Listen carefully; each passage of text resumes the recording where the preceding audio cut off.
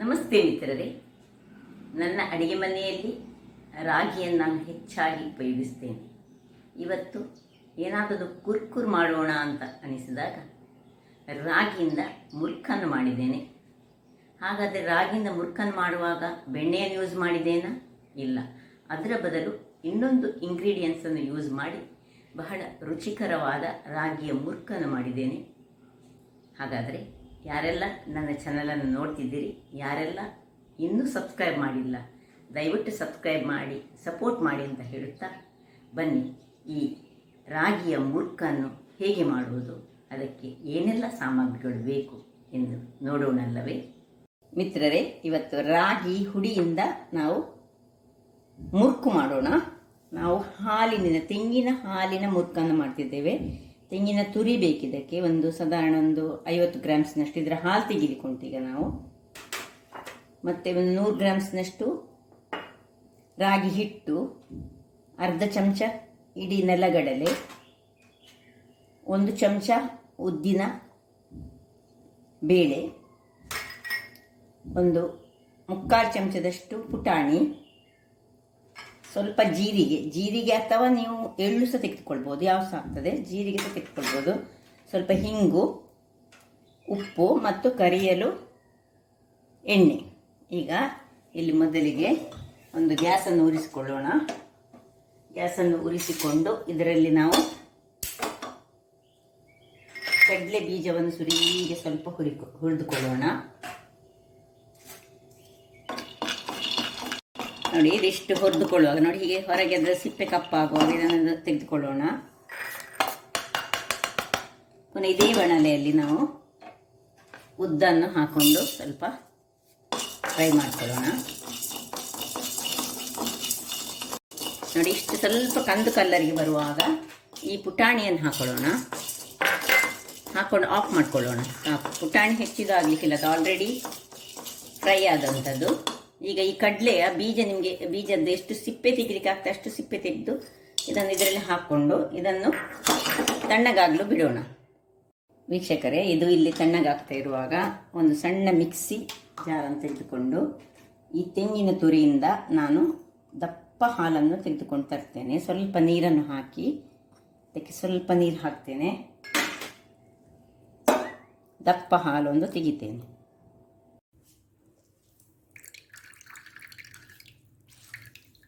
ಇಲ್ಲಿ ನೋಡಿ ವೀಕ್ಷಕರೇ, ಖಾಲಿ ಒಂದು ಸತ್ಯ ಹಾಲು, ದಪ್ಪ ಹಾಲು ಮಾತ್ರ ನಾನು ತೆಗೆದುಕೊಂಡಿದ್ದೇನೆ. ಇದೀಗ ನಾನು ಡಿಸ್ಕಾರ್ಡ್ಸ್ ಮಾಡ್ಬೋದು ಅಥವಾ ನೀವು ಯಾವುದಾದ್ರು ಉಪ್ಕರಿ ಮಾಡುವಾಗ ಅದಕ್ಕೆ ಹಾಕ್ಕೊಳ್ಬೋದು. ಯಾಕೆಂದರೆ ಒಂದೇ ಸತಿ ತೆಗೆದಂತಹ ಹಾಲು, ಇಲ್ಲಿ ದಪ್ಪ ಹಾಲನ್ನು ತೆಗೆದುಕೊಂಡಿದ್ದೇನೆ. ವೀಕ್ಷಕರೇ ನೋಡಿ, ಇದೀಗ ತಣ್ಣಗಾಗಿದೆ. ಇದನ್ನೀಗ ಒಂದು ಮಿಕ್ಸಿ ಜಾರಿಗೆ ಹಾಕಿ ಇದನ್ನು ಪೌಡರ್ ಮಾಡಿಕೊಳ್ಳೋಣ. ಇದರಲ್ಲಿ ಬೇಕಿದ್ರೆ ಈ ನೆಲಗಡಲೆ ಸಿಪ್ಪೆ ಇದ್ದರೆ ತೊಂದರೆ ಇಲ್ಲ, ತೆಗೆದ್ರೂ ಆಗ್ಬೋದು. ನೋಡಿ, ಇದನ್ನೀಗ ನಾನು ಪೌಡರ್ ಮಾಡಿ ತರ್ತೇನೆ. ಇಲ್ಲಿ ನೋಡಿ ವೀಕ್ಷಕರೇ, ನೋಡಿ ಈ ರೀತಿಯಾಗಿ ಪೌಡರ್ ಆಗಿ ಒಳ್ಳೆ ಪೌಡರ್ ಆಗಬೇಕು. ನಾನು ಬಿಟ್ಟು ಇದನ್ನು ನಾನು ಪೌಡರ್ ಮಾಡಿಕೊಂಡದ್ದು. ಸ್ವಲ್ಪ ಇದರಿಂದಾಗಿ ತುಂಬ ಮಾಡೋರು ಮಿಲ್ಲಿನಲ್ಲಿ ಕೊಟ್ಟು ಮಾಡ್ಬೋದು. ಇದು ಬಹಳ ರುಚಿಕರವಾಗಿರ್ತದೆ. ಇದಕ್ಕೆ ಬೇರೆ ಯಾವ ಸಹ ಬೆಣ್ಣೆ ಆಗಲಿ ಬೇರೆ ಏನು ಬೇಡ. ಈಗ ಇದಕ್ಕೆ ನಾವು ಸ್ವಲ್ಪ ಉಪ್ಪನ್ನು ಹಾಕೊಳ್ಳೋಣ. ರುಚಿಗೆ ತಕ್ಕಷ್ಟು ಉಪ್ಪು,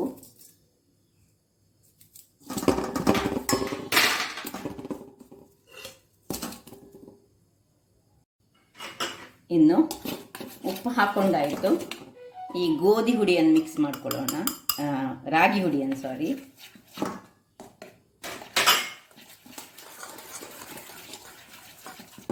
ಇನ್ನು ಜೀರಿಗೆ,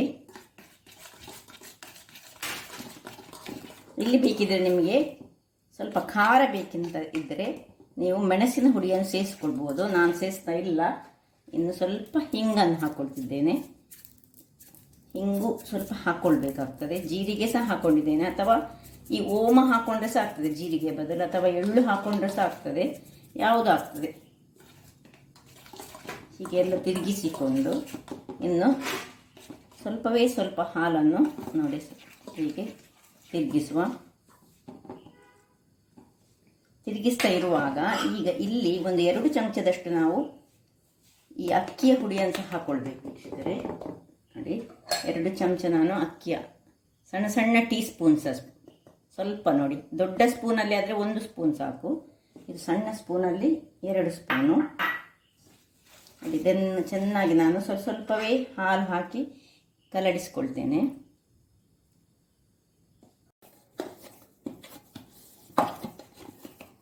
ನೋಡಿ ವೀಕ್ಷಕರೇ, ಹೀಗೆ ಬರಬೇಕು. ಇಲ್ಲಿ ನಾನು ಹೇಳಿದ್ದೇನೆ ನಿಮಗೆ ಬೇಕಿದ್ದರೆ ನೋಡಿ, ನಾನು ಹಾಲು ಫುಲ್ಲು ಯೂಸ್ ಮಾಡಿಕೊಂಡೆ. ಸಾಧಾರಣ ಒಂದು 50 ಗ್ರಾಮ್ಸ್ನಷ್ಟು ತೆಂಗಿನ ತುರಿಯಿಂದ ನಾನು ತೆಗೆದುಕೊಂಡಂಥ ಹಾಲು. ನಿಮಗೆ ಅದು ಹೆಚ್ಚು ಕಮ್ಮಿ ಸಹ ಆಗ್ಬೋದು, ಅದನ್ನು ಸರಿ ಮಾಡಿಕೊಳ್ಬೋದು ನೀವು. ಇಲ್ಲಿ ಬೇಕಿದ್ದರೆ ನಿಮಗೆ ಅದು ಸ್ವಲ್ಪ ನೀರೆಲ್ಲ ಆದರೆ ಸ್ವಲ್ಪ ಅಕ್ಕಿ ಹುಡಿಯ ರಾಗಿ ಹುಡಿಯ ಸೇರಿಸ್ಕೊಂಡ್ರೆ ಆಗ್ತದೆ. ನೋಡಿ ಇಷ್ಟನ್ನು ಈಗ ನಾವು ಒಂದು 10 ನಿಮಿಷ ಒಂದು ಹಾಗೆ ಬಿಟ್ಕೊಳ್ಳೋಣ ವೀಕ್ಷಕರೇ. ಈಗ 10 ನಿಮಿಷ ಆಗಿದೆ ನೋಡಿ.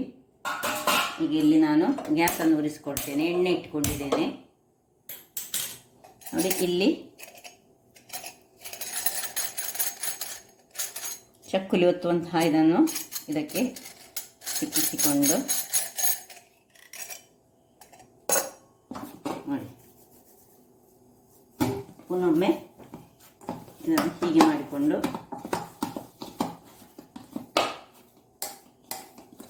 ಇದರ ಒಳಗೆ ಸ್ವಲ್ಪ ನಾವು ಎಣ್ಣೆಯನ್ನು ಗ್ರೀಸ್ ಮಾಡಿಕೊಳ್ಳೋಣ.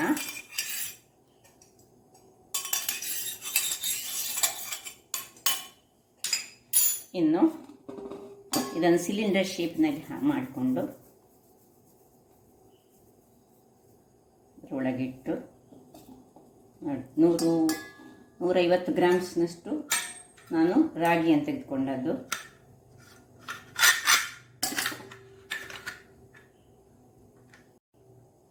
ವೀಕ್ಷಕರೇ ಇಲ್ಲಿ ನೋಡಿ,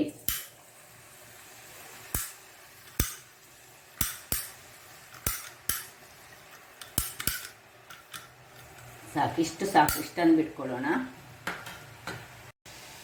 ನೋಡಿ. ಈಗ ಇದನ್ನು ಹೀಗೆ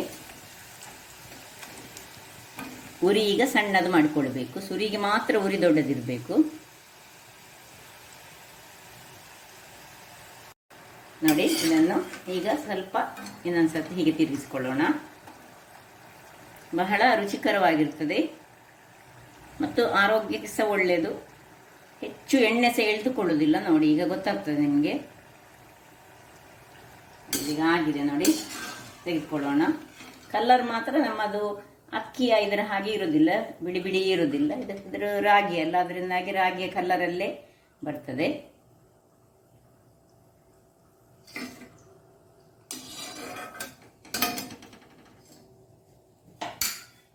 ನೋಡಿ.